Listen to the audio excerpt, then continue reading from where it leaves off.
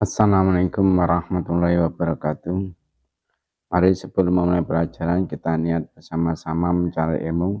Bismillahirrahmanirrahim.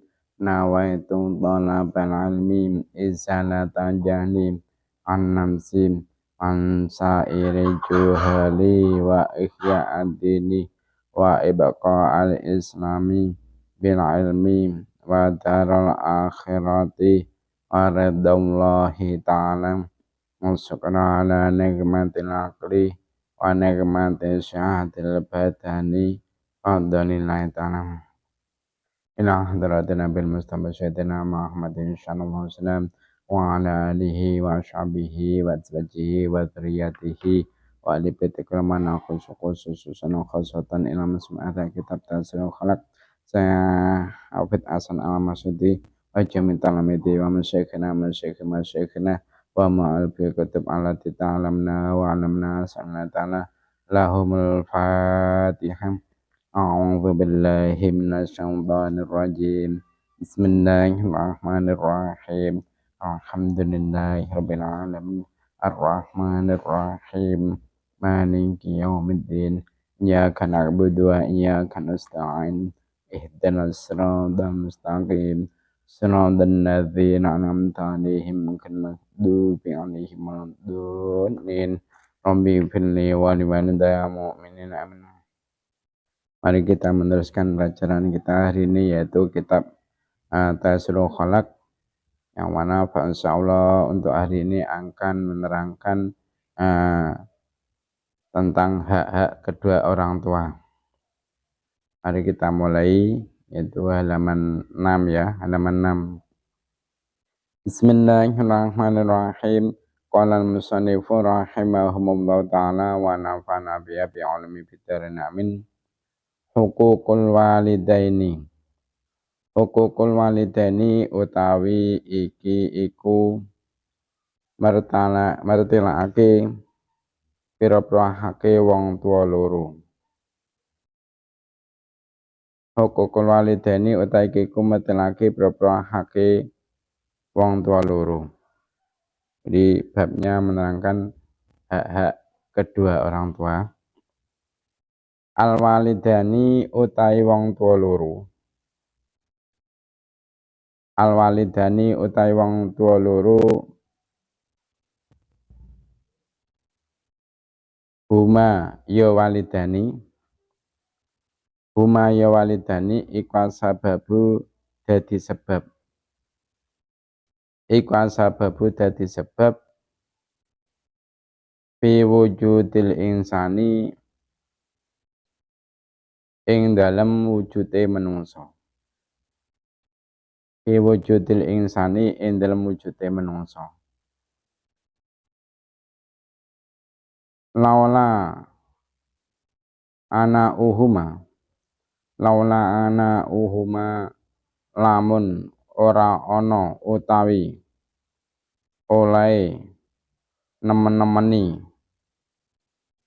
walidani iku mujud.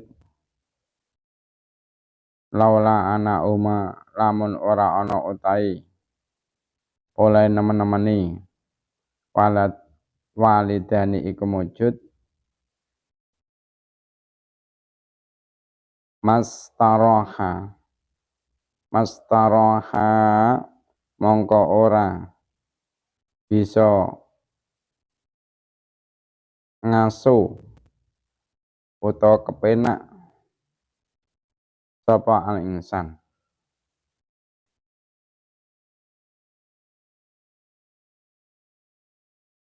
Walau saka uhuma.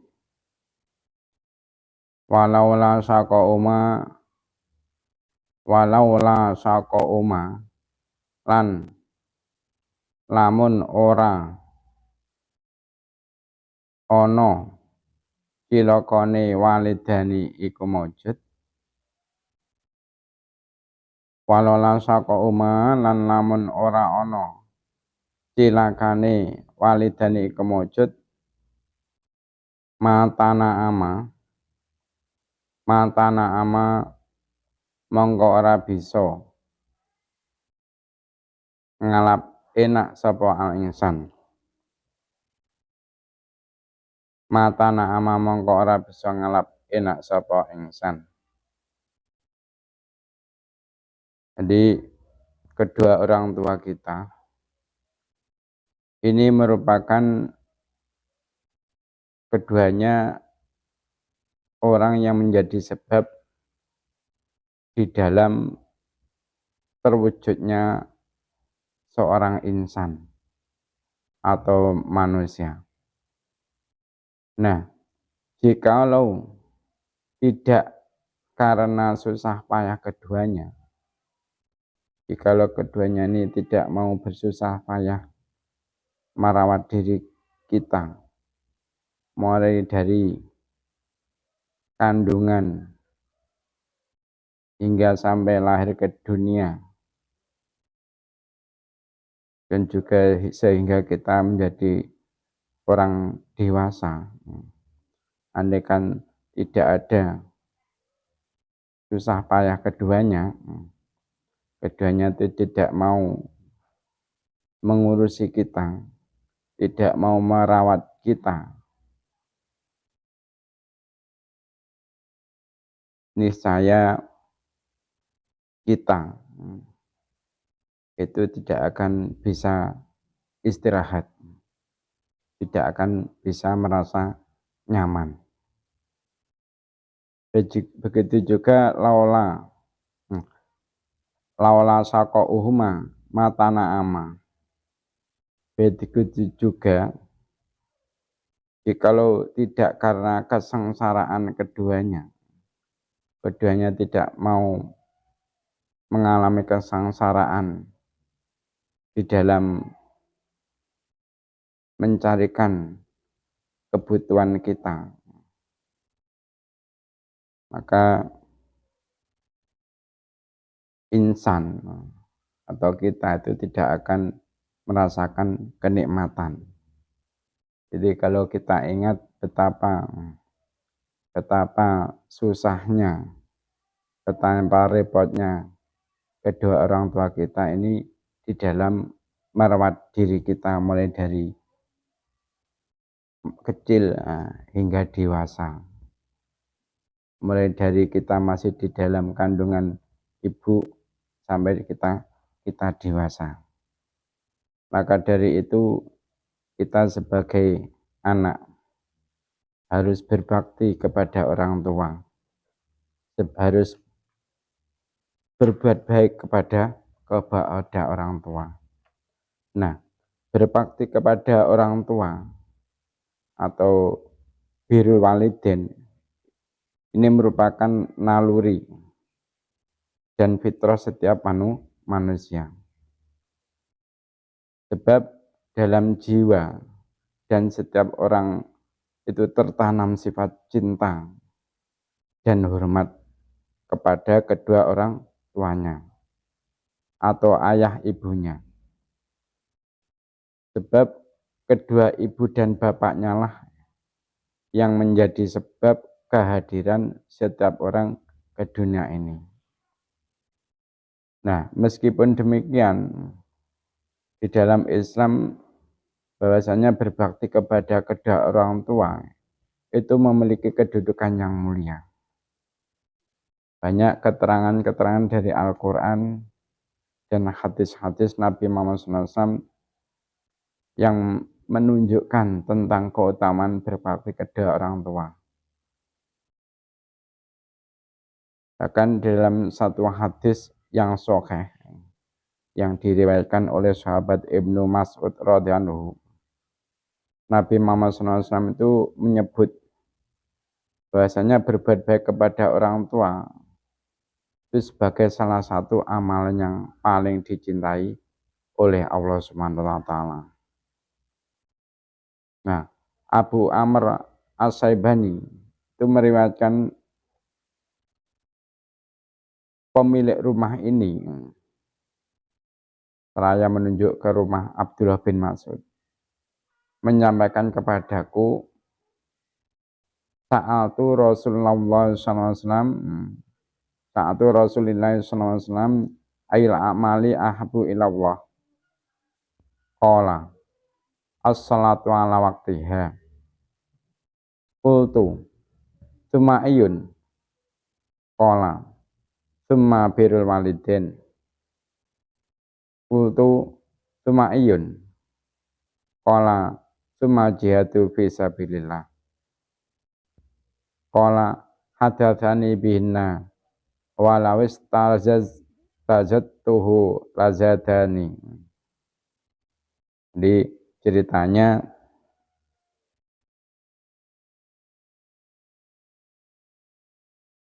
Abdullah bin Mas'ud itu berkata,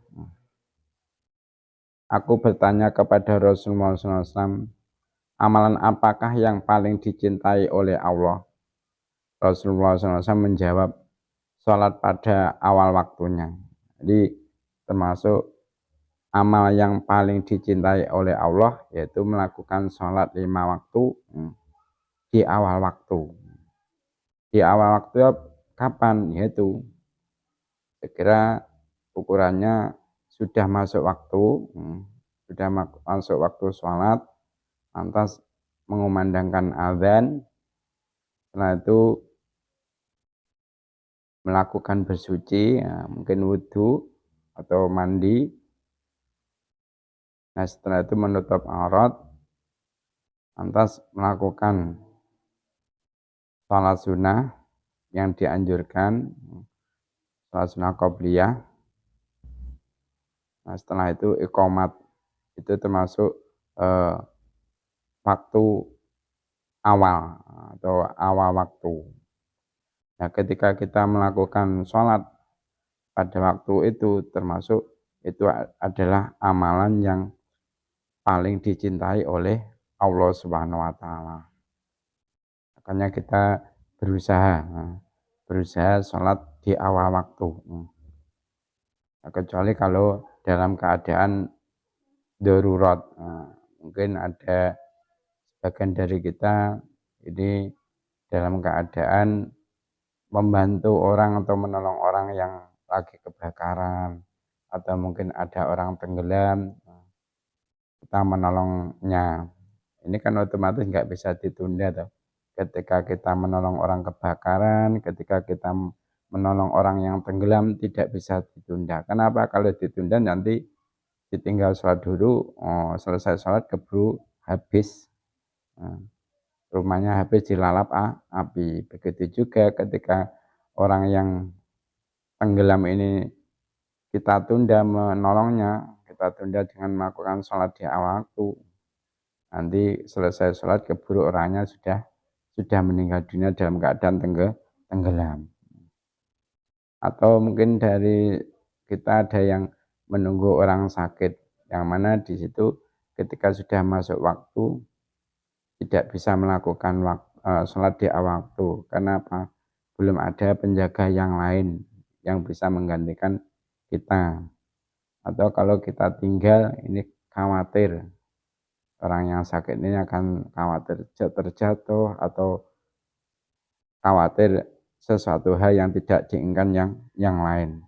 Maka kalau seperti ini, asalkan kita itu sudah terbiasa melakukan sholat di awal waktu, maka ketika dalam keadaan darurat seperti contoh-contoh tadi, kita oleh Allah, insya Allah akan dicatat sebagai orang yang sholat tetap di awal waktu. Kenapa? Karena andaikan tidak ada darurat seperti itu, niscaya dia akan melakukan sholat di awal waktu. Karena apa? Sudah kebiasaannya dia seperti itu. Di amalan yang paling dicintai oleh Allah itu adalah sholat di awal waktu. Kemudian Abdullah bin Mas'ud itu bertanya lagi kepada Rasulullah. Qultu summa ayun, kemudian apa lagi? Amal yang paling dicintai oleh Allah, Nabi menjawab birrul walidain, yaitu berbakti kepada orang tua. Berbakti kepada kedua orang tua ini termasuk amal yang paling dicintai oleh Allah setelah sholat tepat di awal waktu. Kemudian Ibnu Mas'ud, Abdullah bin Mas'ud ini bertanya lagi kepada Rasulullah, summa ayun, kemudian apalagi amal yang paling dicintai oleh Allah selain sholat di awal waktu, birrul walidain. Nabi menjawab summa jihadu fisabilillah, yaitu jihad menegakkan agama Allah. Kalau jihad ini kalau memang ada orang-orang kafir yang memusuhi agama Islam, ya kita ikut perang, ikut menumpas orang-orang kafir yang memusuhi agama Islam. Tapi kalau dalam keadaan aman-aman seperti ini, jihad kita apa? Jihad fisabilillah kita apa? Itu ya, mengajarkan ilmu kita, mengajarkan ilmu agama kita kepada orang-orang yang belum tahu, kepada anak-anak yang belum tahu masalah ilmu agama, dan juga kepada orang-orang tua yang belum mengetahui ilmu agama, kita ajarkan. Ini juga termasuk jihad fisabilillah. Begitu juga termasuk jihad fisabilillah, yaitu ketika ada pondok pesantren dibangun, kita ikut-ikut menyumbang, baik menyumbang dengan pikiran ataupun tenaga ataupun dengan harta benda kita. Ini juga termasuk jihad. Atau mungkin ada masjid dibangun, kita juga ikut nyumbang, ikut membantu pembangunan tersebut. Jadi jihad fisabilillah itu tidak hanya perang memusuhi orang kafir, yang tidak, maknanya luas. Bisa dengan cara yaitu menyebarkan ilmu agama, berdakwah ilmu agama, ini juga termasuk jihad. Itu juga termasuk amal yang paling dicintai oleh Allah Subhanahu wa taala.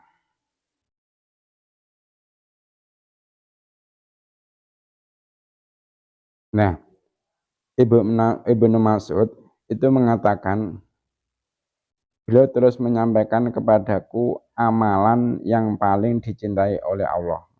Nah, andaikan aku itu meminta tambahan, maka kalian akan menambahkan kepadaku. Jadi andaikan sahabat Ibnu Mas'ud itu masih mau bertanya amal apa lagi yang paling dicintai oleh Allah, maka kanjeng Nabi akan niscaya akan menambahkan lagi gambaran amal yang paling dicintai oleh Allah Subhanahu wa taala.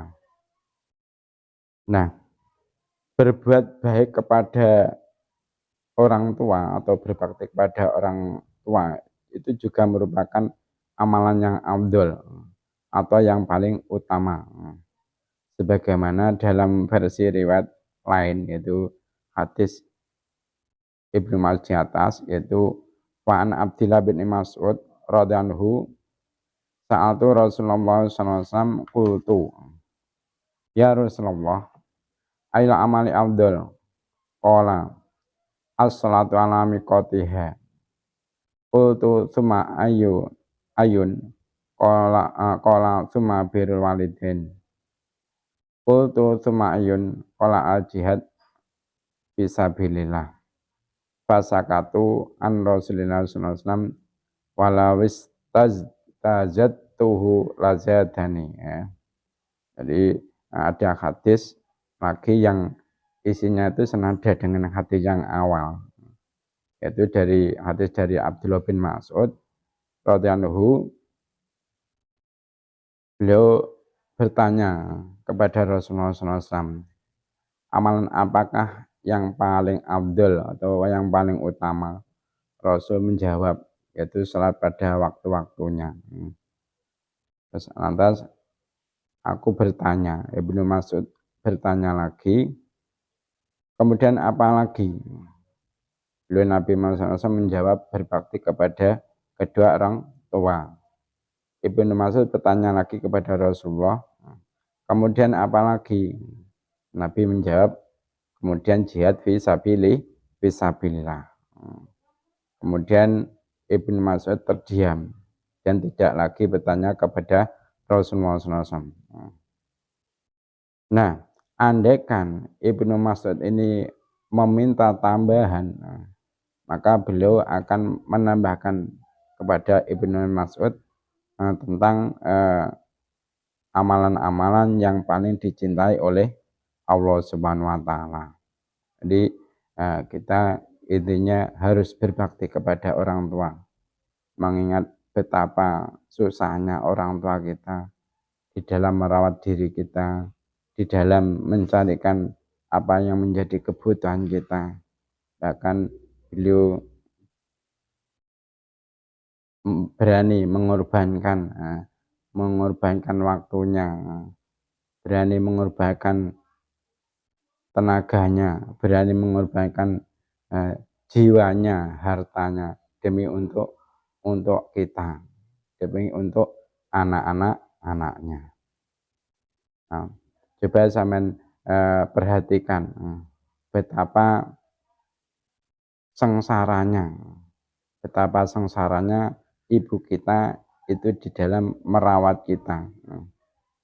Di sini ditenangkan ama umuhu anapun utawi ibune al-insan. Ama umuhu anapun utawi ibune al-insan iku fahamalathu mongko ngandut sapa umuhu ing al-insan. Iku fahamalathu mongko ngandut sapa umuhu ing al-insan kurhan hale rekoso. Wa do'athu lan nglairake sapa umuhu ing al-insan. Kurhan hale rekoso. Wa ama bulan anapun utai bapake al-insan. Wa ama bulan anapun utai bapake al-insan iku faqad badala mongko teman-teman nyerahake sapa abuhu. Iku faqad badala mongko teman-teman nyerahake sapa abuhu. Usahu ing kekuatane abuhu. Bima ing dalam perkara ya tukang bali apa ma ilahi maring al insan binafi kelawan manfaat min tarbiyati jismihi nyatane sangking ngramut awake al-insan min tarbiyati jismi nyatane saking ngramut awake al-insan waruhi lan roy al-insan.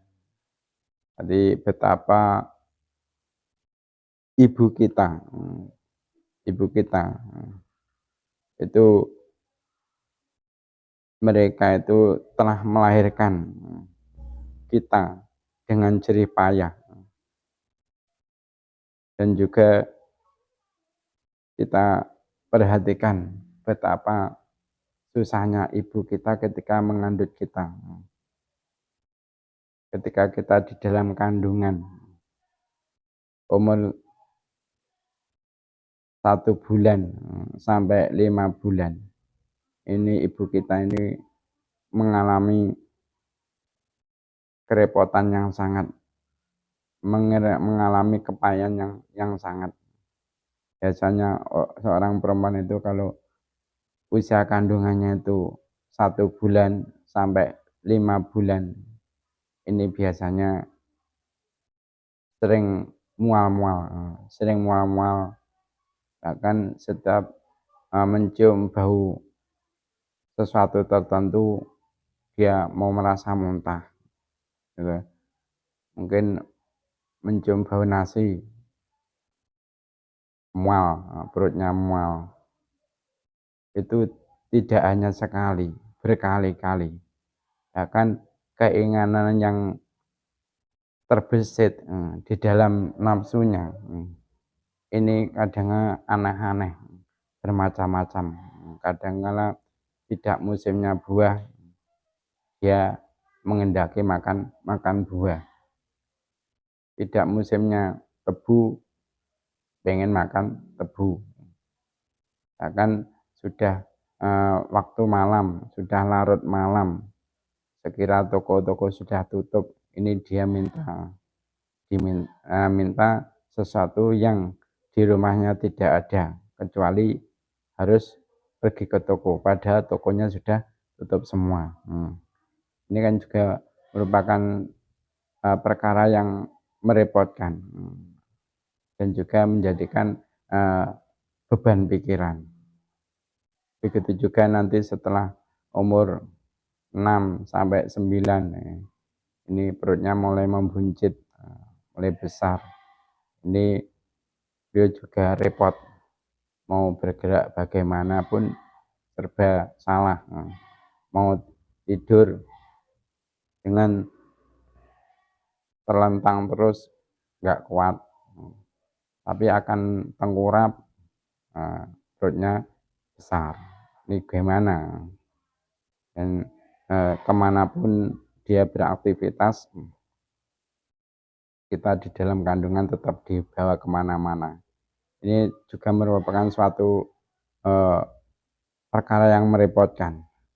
Namun dengan keikhlasan hati, orang tua kita itu tetap sabar, berani mengorbankan kesenangannya, berani mengorbankan kenyamanannya demi kebaikan kita, demi kemaslahatan kita. Bahkan begitu juga ketika nanti kita sudah lahir di dunia ini, beliau bersusah payah merawat kita. Kita belum bisa apa-apa, beliau dengan sabar mengajari kita sesuatu. Begitu juga nanti setelah agak dewasa, mungkin dari kita ada yang bersifat neko-neko, nakal. Ini juga orang tua susah. Itu kepayahan ibu yang dialami oleh ibu ketika merawat diri kita. Begitupun ayah kita. Beliau itu sudah mencurahkan semua tenaganya, pikirannya, demi mendapatkan sesuatu yang bisa bermanfaat untuk kita, mencarikan nafkah untuk kita, bahkan yaitu mencarikan kebutuhan yang menjadikan jasad kita ini nyaman, jasad kita ini sehat. Ketika kita sakit, orang tua dengan begitu repotnya mencarikan dana atau mencarikan dokter untuk mengobati penyakit kita. Begitu juga orang tua kita, ayah kita, ini juga memikirkan kebutuhan jasmani kita sekaligus kebutuhan rohani kita.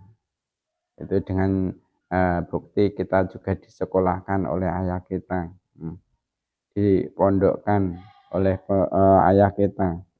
Intinya jerih payah orang tua kita.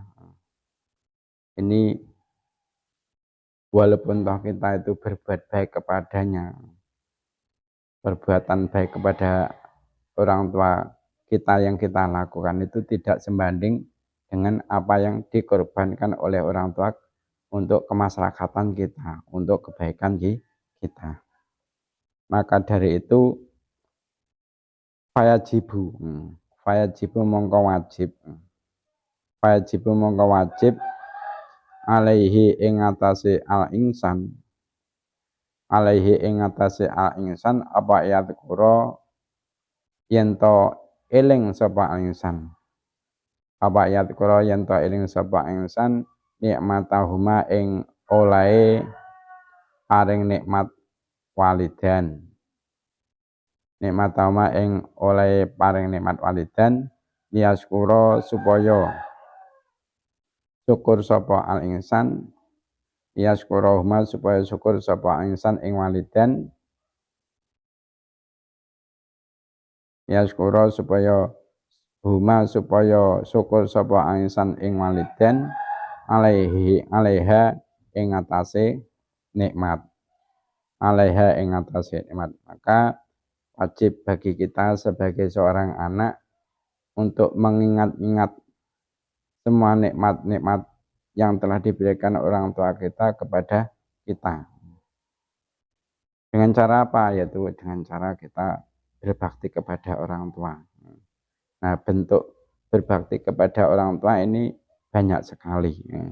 Banyak sekali. Pak, insya Allah pada pertemuan yang akan datang akan diterangkan bentuk syukur kita terhadap nikmat-nikmat yang telah diberikan orang tua kita kepada kita. Nah, untuk hari ini cukup itu saja keterangannya. Untuk selanjutnya itu sesi tanya jawab. Pertanyaan yang nomor 1. Andaikan orang tua kita tidak mau bersusah payah merawat kita, niscaya kita tidak akan bisa titik-titik. Pertanyaan yang nomor 2.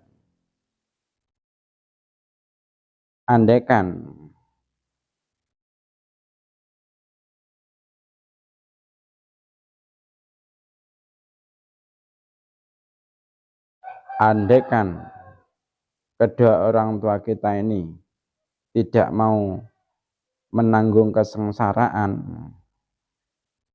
maka niscaya kita tidak akan bisa merasakan titik-titik. Pertanyaan yang nomor 2. Pertanyaan yang nomor 3.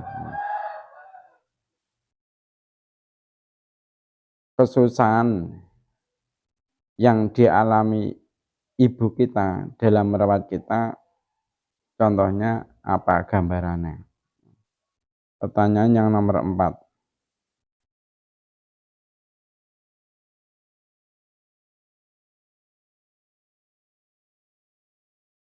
Kesusahan apa atau kerepotan apa yang dialami ayah kita di dalam mencarikan apa yang menjadi kebutuhan kita. Pertanyaan yang nomor 5.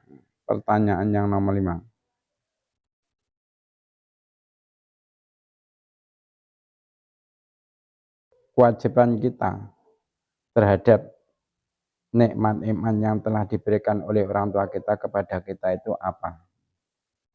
Itu saja pertemuan kali ini. Mari kita tutup dengan membaca doa kafaratul majlis. Subhanakallahumma wa bihamdika asyhadu an la ilaha illa anta astaghfiruka wa atubu ilaik. Dari saya ada kurang lebihnya, mohon maaf. Wassalamualaikum warahmatullahi wabarakatuh.